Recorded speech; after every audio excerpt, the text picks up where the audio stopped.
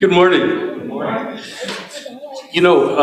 When we have readers come and read, we try to tell all readers, make the passage your own. And this morning, I think I saw somebody make the passage his own like I've never seen it before. So I'm really kind of scared because there might be a passage with the word naked coming up, and I'm nervous about that quite a bit. Okay. Well, we have a new series that we're starting today. We're simply calling it The Unworthy Become Worthy. Most of you sitting here are probably thinking, gee, I wonder where I fit in that. Likely somewhere between the two, right? There are days that you feel unworthy and other days that you feel worthy. But really what we're going to be talking about is what Jesus teaches about transforming us from being scoundrels to becoming saints. That sound like a good idea?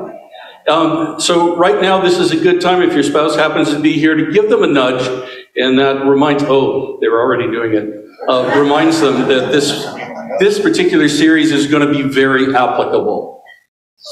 Well, you heard the passage read this morning, and I don't know about you, but it makes me angry every time I read that passage. What a creep! This guy's supposed to be the manager. In Greek, the word is economos, from which we get economics. He's supposed to be the manager of a guy's house, and what's happening? He's wasting everything. And when the time comes for an accounting, the owner has already heard what the manager's doing. He says, you're wasting my money. You can no longer be the manager.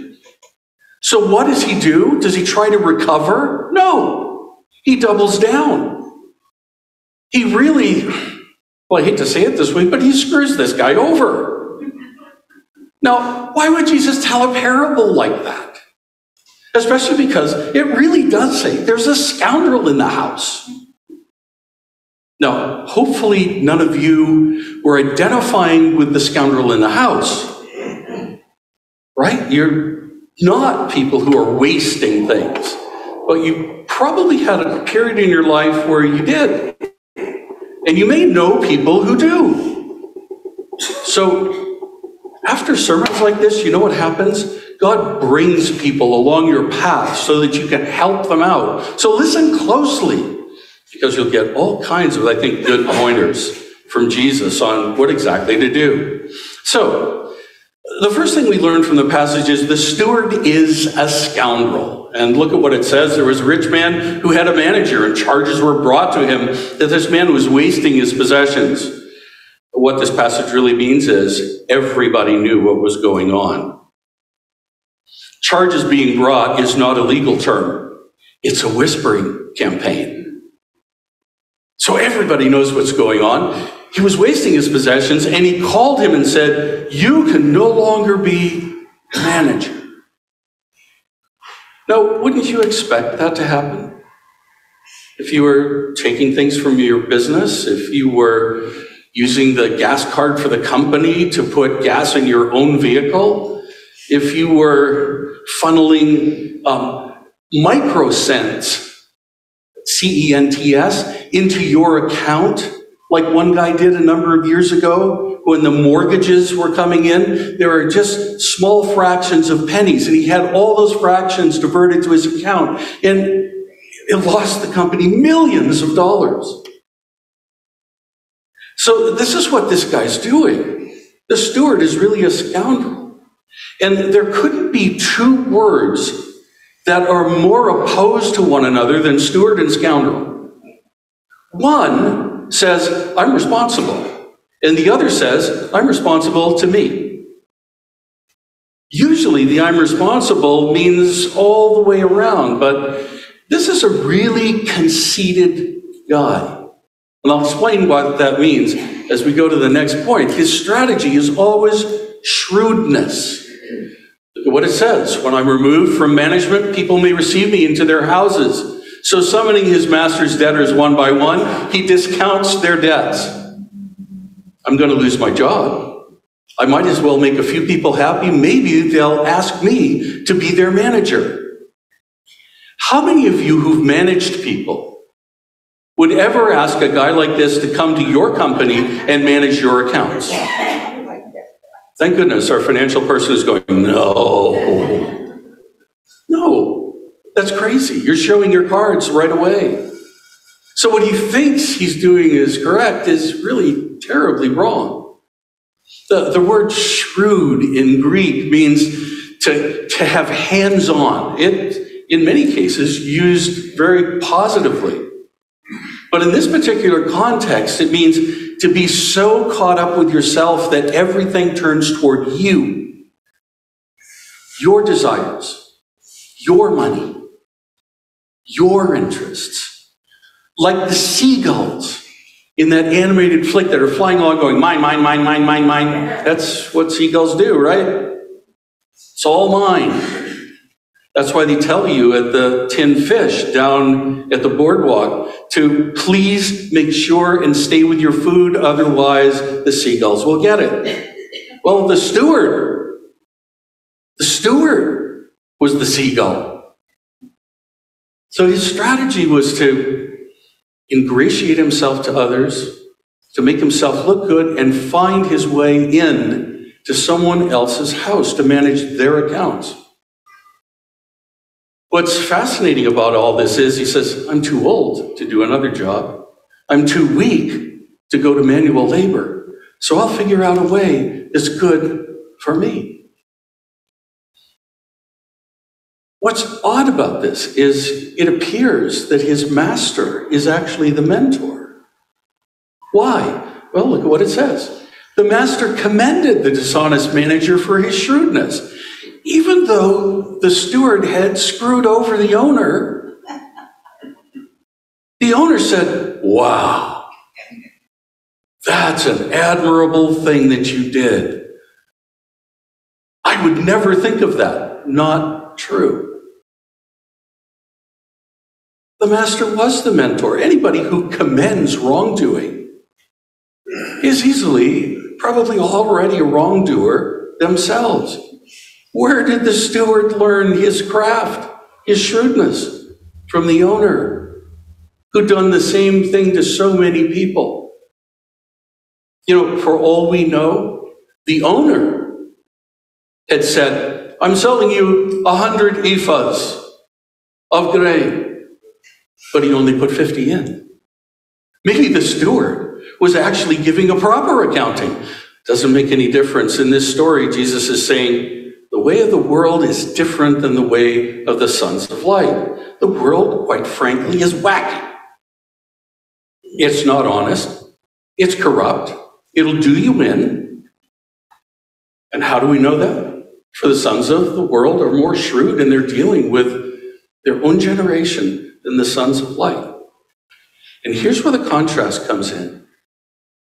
You have to be different than the rest of the world.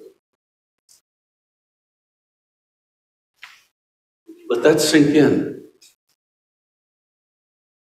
You, Joe, have to be different than the rest of the world. And Aaron agrees. You, Justin, have to be different than the rest of the world. Norma, you're being warned. You have to be different than the rest of the world. Maybe I should say it in English. Norma, you should be different than the rest of the world. Muriel, you too. Even though you're from the East Coast, you need to be different than the rest of the world. Is there anyone else who'd like to be picked on this morning? The world is wacky. And folks, it's okay to say the world is wacky. When you have a standard of righteousness, which comes from God's revelation of himself, you don't have to be arrogant about it. You simply say, this is what's true. And you stand with it, and you stand on it, and you stand for it. And everything else is judged by it. So it's okay to say, the world is weird. The world is wacky. Here's the comparison. The sons of light and the sons of the world. So we've already seen what the sons of the world are doing. They're cheating everybody as easily as they breathe. But the sons of light are not supposed to live that way. The sons of light do face that kind of moral dilemma. There's a fork in the road when it comes to resources.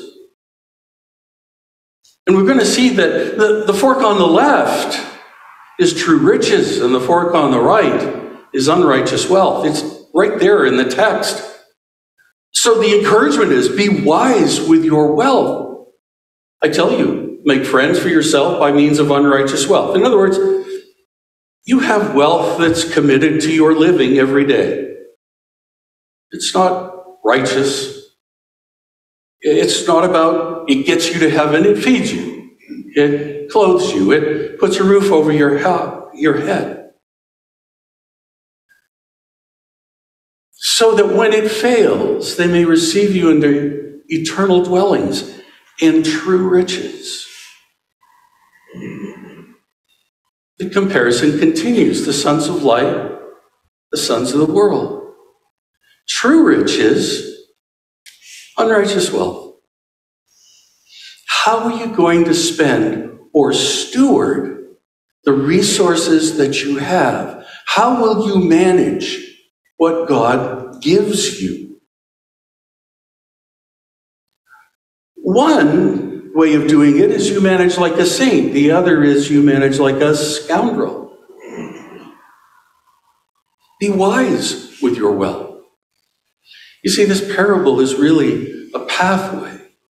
One who is faithful in very little is also faithful in much.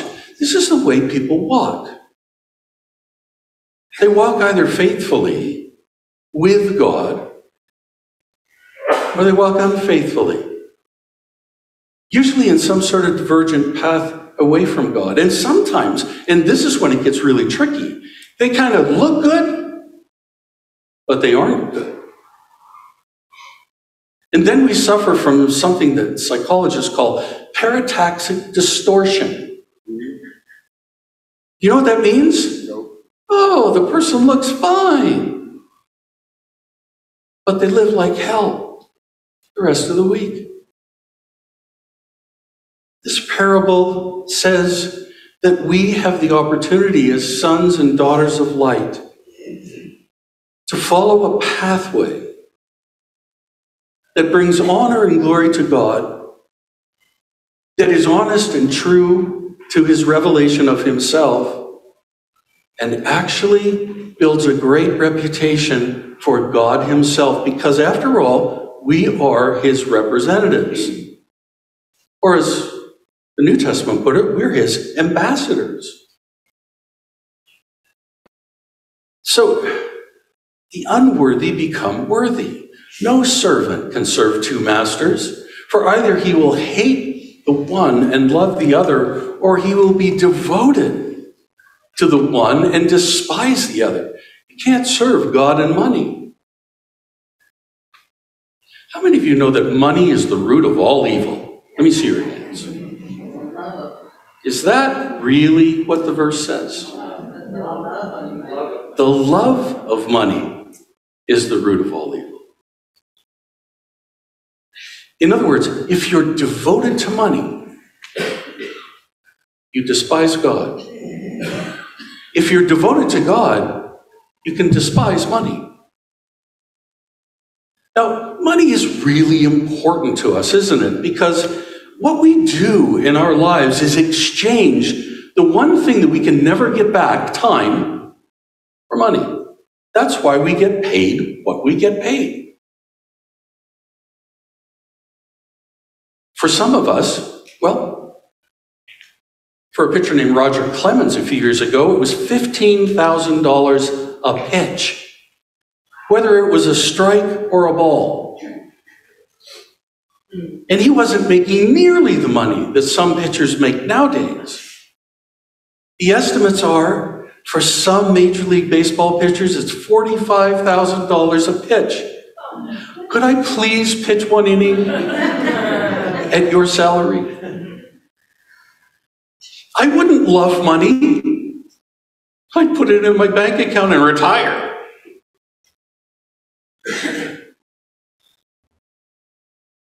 There's an unworthy way to live, and there's a worthy way to live. Son of light, a daughter of light, otherwise. You can't serve God and money. You're going to be devoted to one and despise the other. So how do you become a saint? I know that some of you really love checklists, so that's why I'm doing what I'm about to do. Here's your checklist. First, abandon shrewd. Stop screwing people over. Now, I'm looking across at some of the nicest people I've ever met in my 100 years of life. And I wouldn't think that any of you would do that. But you know where you live. Only you can abandon shrewd if that's the way that you are. Be straight up with the resources that God has given you. Use them for His honor and His glory. Then you never have to worry about unrighteous wealth. You're always wise with what God has given you. Abandon shrewd. Become faithful. You know, everything I learned about money, this is the honest to God truth, I found in Scripture. My dad and mom helped me along at the very beginning. They gave me a little plastic church with a hole in the top. It was gray with a white roof. And they expected me, if I got $1, by the way, they never gave me $1 bill. They gave me 10 dimes or 20 nickels. You know why? It just made it easier to put 10% of my money in the church. And then they gave me a buddy barrel. Know what a buddy barrel is? It's a little thing that looks like a bourbon cask, but it's smaller and it doesn't smell the same. And you open it up, and you can close it, and it has a hole in the top too. And the first was for the church, the second was for missions. So I put 10% in one and 10% in the other.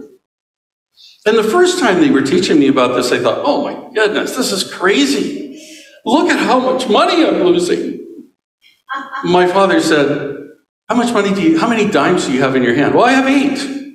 How many did you give away? Well, I gave away 2. Well, you have 8 and you gave away 2. Don't you have quite a lot, don't you? Yeah, well, live on that. But I didn't buy.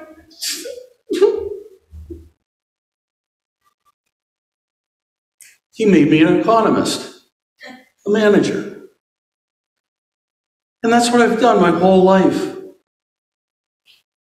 I'll never forget sitting in a church in Frederick, Maryland, watching my son do the same thing, and I knew what he didn't have in his bank account.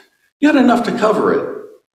But I watched him put his check in, and I thought, oh my goodness, it works.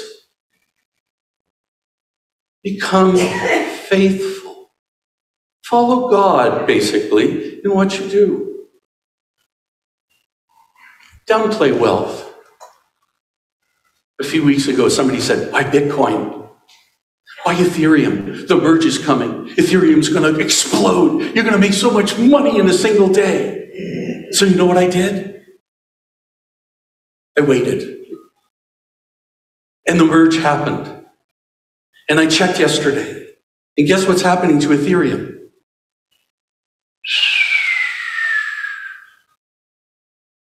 And Bitcoin's doing the same thing.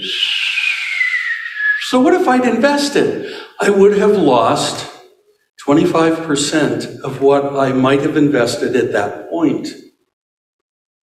But you could be wealthy. In fact, Tika, sent me a text this morning that I should be online at 10 o'clock because he's going to tell me what to do. And I'm so glad I'm not online with Tika and I'm hanging out with you. Because I'm going to get your riches here. Tika's going to tell me that he'll make me wealthy. But he was the one that advised me to buy Ethereum a few months ago. Not such great advice. So downplay the wealth in favor of the true riches. Discover those. But I don't make enough. It's going to put a hole in my bank account. You have no idea. I'm mortgaged up to here. You'd be surprised how many people who are mortgaged up to here still make it a point to give in ways that honor and glorify God. And guess what? They're not poor. God will never bring you to poverty. Devote to God. That means fall in love with Him over and above all else, and despise anything less. By the way, that doesn't mean you have to be mean.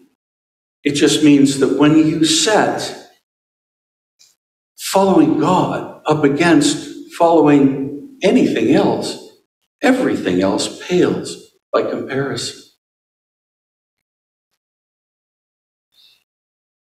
So when Colton and Father Keith and I were sitting down on Tuesday night and we were talking about the passages that we wanted to do, Keith wrote down everybody's name. And then he said, "Oh, and you'll preach on Sunday, right?" This was the hardest passage of all of them. Thanks, buddy. But I've been studying on this one for a while anyway. Does it make sense?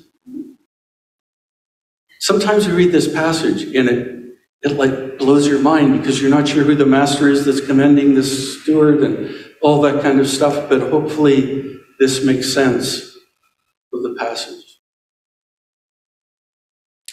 Devote to God. Despise anything less. And you will have riches beyond your wildest imagination.